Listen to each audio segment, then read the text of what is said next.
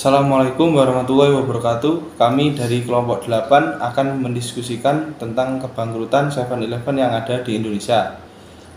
Perkenalkan, nama saya Sarul Ramadan dengan NIM 2253. Dan saya Danian Nurdian Sagitri dengan NIM 2306.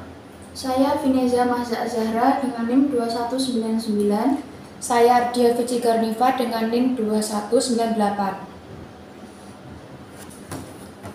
Jadi di sini kami akan berdiskusi tentang kasus kebangkrutan dari 7-Eleven di Indonesia. Jadi 7-Eleven ini merupakan salah satu supermarket yang berdiri di Indonesia pada tahun 2009.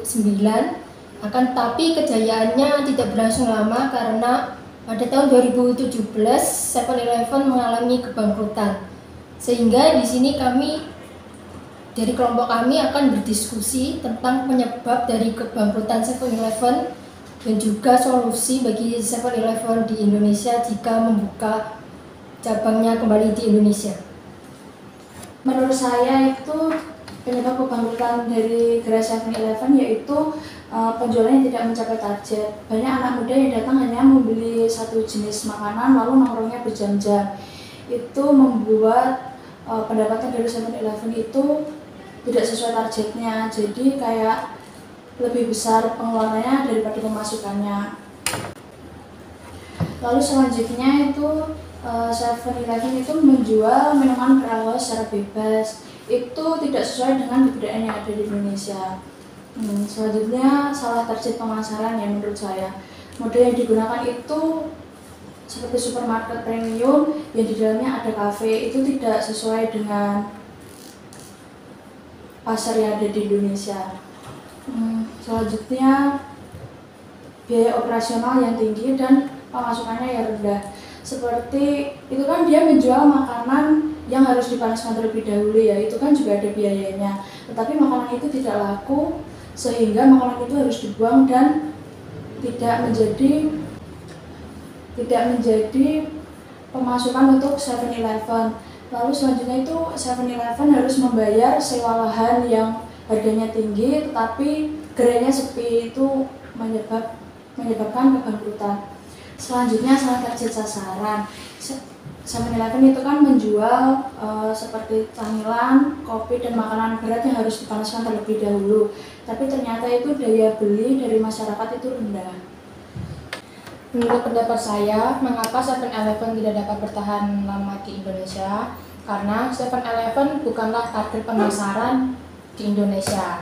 Memang benar, fasilitas yang disediakan oleh 7-Eleven sangat bagus dan berguna, apalagi untuk anak-anak muda atau masyarakat sekitar juga.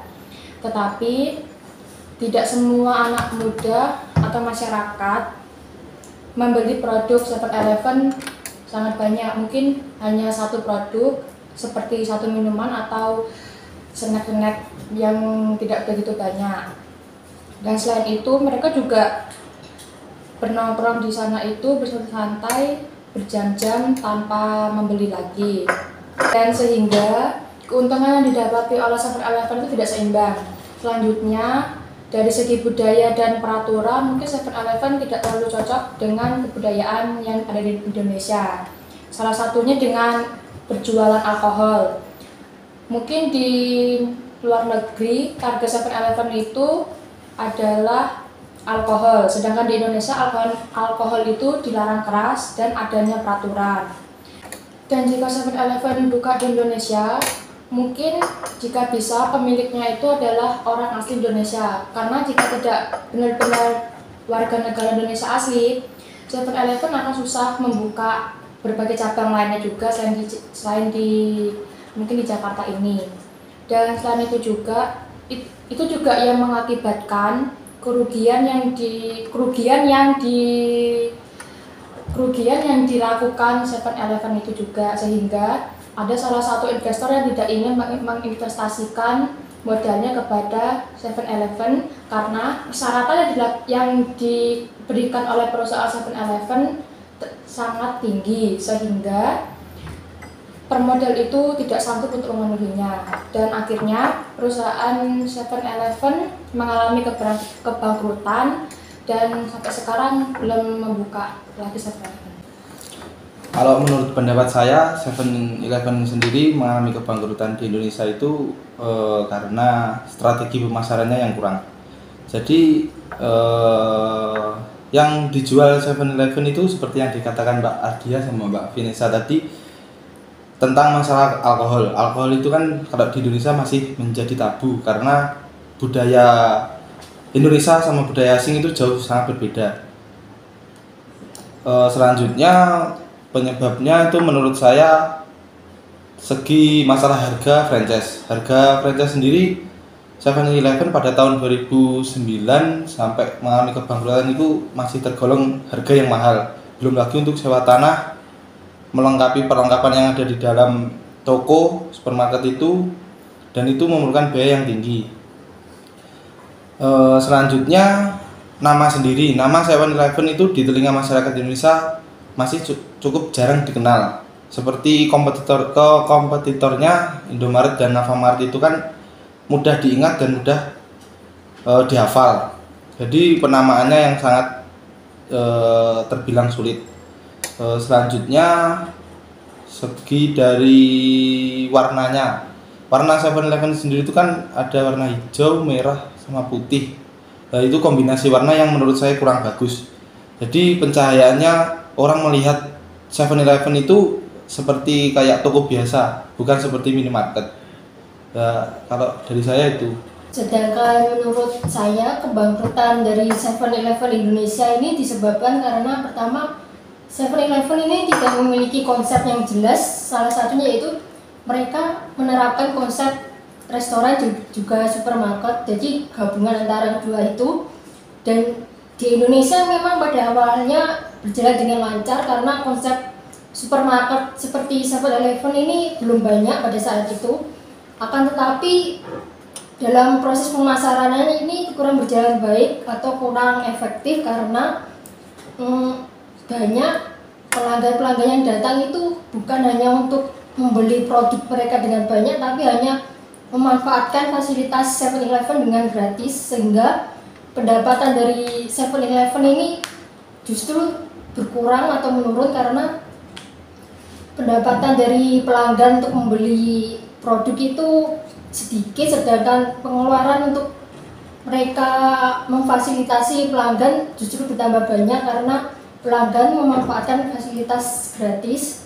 Selain itu, di 7-Eleven ini menjual produk minuman beralkohol, sehingga pada saat itu pemerintah juga telah memberikan peraturan larangan untuk penjualan minuman beralkohol di supermarket karena mayoritas masyarakat Indonesia ini merupakan masyarakat beragama Muslim, sehingga penjualan alkohol ini kurang cocok dengan budaya negara kita.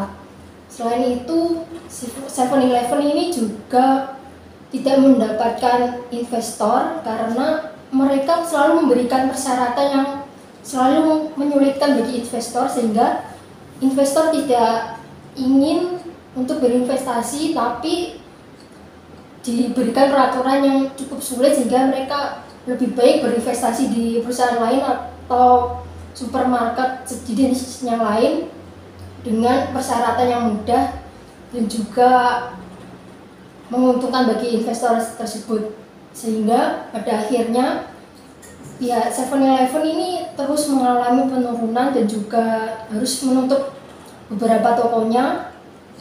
Pada akhirnya pada tahun 2017 7-Eleven secara resmi tutup di Indonesia.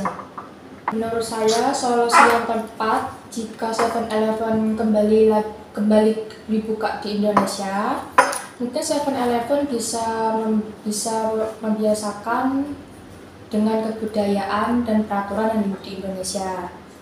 Salah satunya mungkin dengan menjual alkohol yang dilarang itu juga. Dan 7-Eleven mungkin dapat mempromosikan melalui media sosial atau brosur agar masyarakat dan orang-orang yang lain yang jauh juga penasaran apa saja yang ada di produk oleh 7-Eleven dan apa saja yang membuat mereka penasaran. Selain itu juga 7-Eleven juga dapat membuat menu baru seperti minuman atau makanan yang membuat masyarakat penasaran dan ingin mencoba apa saja menu yang terbaru di 7-Eleven. Itu sih menurut solusi saya.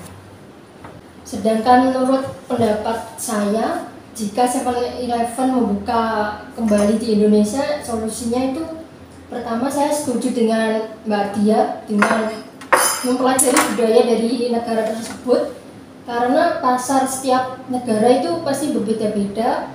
Ada seperti Indonesia adalah masyarakat dengan mayoritas agama Muslim, jadi penjualan minuman beralkohol ini sangat tidak cocok atau tidak sesuai dengan budaya kita, sehingga pihak 7-Eleven harusnya memberikan alternatif lain untuk penjualan produknya.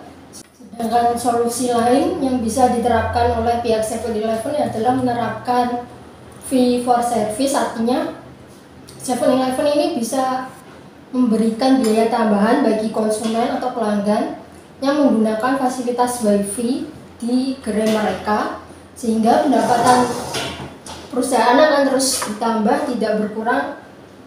Selain itu, dengan adanya program fee for service ini dapat memberikan tambahan modal bagi 7-Eleven untuk membuka bisnisnya lagi di beberapa tempat, sehingga pendapatan mereka akan terus maju dan perusahaan mereka akan sukses di Indonesia.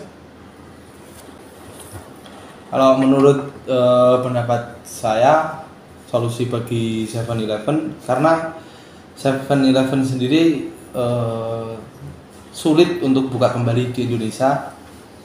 Kalau dengan konsep seperti itu, lebih baik mengganti konsep yang masyarakat itu jadi tahu kalau 7-Eleven itu mempunyai ciri khas yang supermarket lain tidak punya. Salah satunya itu kayak daripada menjual minuman beralkohol itu lebih baik memasukkan produk UMKM daerah kayak jamu tradisional itu bagus, atau kerajinan lain. Jadi produk-produk yang bukan melanggar sih, yang kayak masih asing di telinga masyarakat Indonesia itu diganti. Dan selanjutnya kalau masalah pemasarannya itu lebih banyak sama yang dikatakan Mbak Dia tadi, banyak promosi di media sosial, karena sekarang eranya media sosial, orang lebih banyak tahu dari sana. Jadi 7-Eleven akan mudah dikenal masyarakat. Selanjutnya masalah fasilitas tadi, kalau menurut saya kurang bermanfaat, karena yang Mbak Dania katakan tadi, masyarakat Indonesia itu suka gratisan, jadi itu kurang produktif bagi supermarket itu sendiri. Kalau dari saya solusinya seperti itu. Menurut saya itu kan penyebab kebangkrutan dari 7-Eleven itu kan dari pihak manajemennya ya. Pihak manajemen yang kurang bertanggung jawab. Seharusnya pihak 7-Eleven menata ulang sistem manajemen pemasarannya. Dan yang dikatakan, saya setuju dengan apa yang dikatakan Mbak Dania dan Mbak Ardia, yaitu mengenai 7-Eleven harus melakukan survei terlebih dahulu tentang kebudayaan Indonesia yang menganggap minuman beralkohol itu tidak tepat dijual dan dipasarkan di Indonesia. Yang dikatakan Mbak Dania tadi juga tepat, mengadakan sistem fee for service agar menjadi pemasukan bagi 7-Eleven itu sendiri. Jadi menurut kelompok kami, untuk kaitan materi dengan kasus kebangkrutan 7-Eleven di Indonesia ini, untuk materi akuntansi manajemen ini berkaitan dengan materi analisis pengambilan keputusan jangka pendek untuk marketing, karena 7-Eleven ini memiliki konsep pemasaran yang kurang efektif, seperti adanya gabungan antara kafe dan juga supermarket, yang mana pada waktu itu kurang berjalan efektif dan juga adanya salah dalam hal strategi pemasaran karena mereka menjual produk minuman beralkohol yang tidak sesuai dengan budaya negara kita, sehingga lebih baik 7-Eleven harus segera menganalisis untuk mengambil solusi yang tepat untuk memutuskan perubahan konsep dalam strategi pemasaran mereka supaya kedepannya perusahaan tersebut bisa berjalan sesuai dengan rencana yang mereka harapkan dan juga sesuai dengan budaya dari negara kita. Mungkin dari teman-teman ada yang ingin menambahkan? Saya mau menambahi masalah konsep dari 7-Eleven itu lebih baik mengikuti zaman, karena kan zaman sering berubah-ubah dan anak muda itu suka perubahan zaman. Sudah. Mungkin teman-teman yang lain ada yang ingin menambahi? Saya ingin menambahkan sedikit.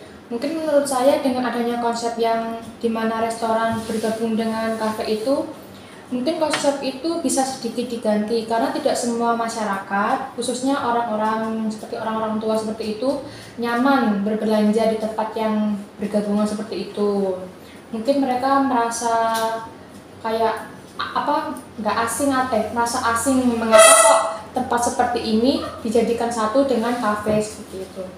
Saya akan menambahkan dari kasus kebangkrutan 7-Eleven ini berkaitan dengan materi akuntansi manajemen, yaitu konsep biaya dan manajemen biaya. Gerai 7-Eleven ini memiliki pendapatan yang lebih kecil daripada pengeluarannya, dan dapat dilihat dari seiring berjalannya waktu gerai ini tutup satu persatu dan resmi tutup permanen pada tahun 2017. Sekian diskusi tentang penyebab kebangkrutan dari 7-Eleven dari kelompok kami. Kurang lebihnya kami mohon maaf. Wassalamualaikum warahmatullahi wabarakatuh. Waalaikumsalam.